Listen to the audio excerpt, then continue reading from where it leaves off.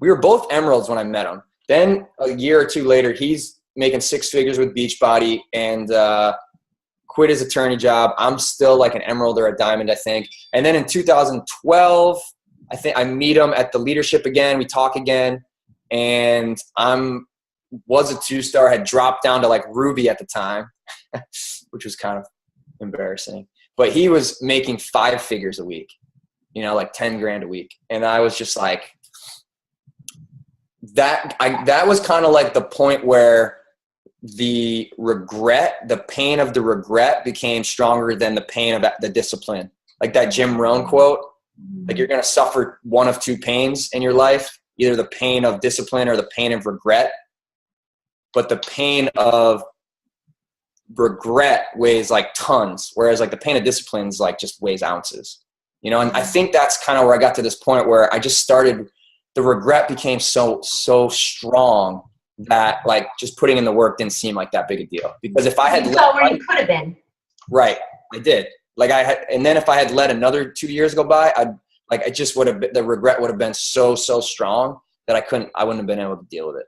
And I was like, I'm going to take that slight edge philosophy, that escalator mindset, and I'm just going to run with this thing for a year. And it's funny, like when you have this mindset shift of like, I'm not going to stop. Like it was like this thing where I wasn't desperate for people to join my team.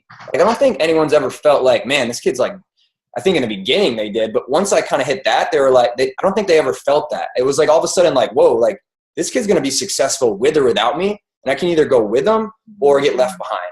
He doesn't need me, you know? And that was kind of my mindset when I was talking to people. I was like, hey, like even my family and my sisters, I was like, hey, I really would love for you guys to do this, but if you're not going to do it, I'm going to do it without you. You know, like obviously I'd rather do it with you, but I'm going to do it with or without you.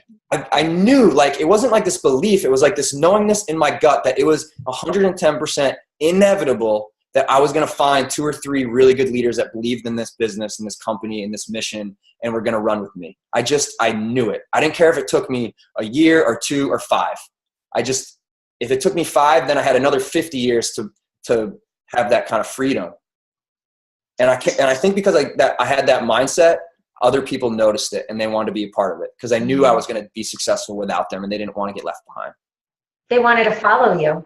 Yeah. But that's the thing. Like, that's why I'm always asking my coaches, like, on a scale of 1 to 10, like, where are you in the belief that it's inevitable that if you just stay consistent with this thing, you're going to find those 2 or 3 leaders that want to do this with you? And like, why would you not think that? Like, seriously, I'm not I'm not judging. Like, seriously, why is that not like 110% an inevitable thought for you? You know? And I just help coaches like get to that point where they just know it's inevitable. They're going to find those 2 or 3 people that are going to run with them.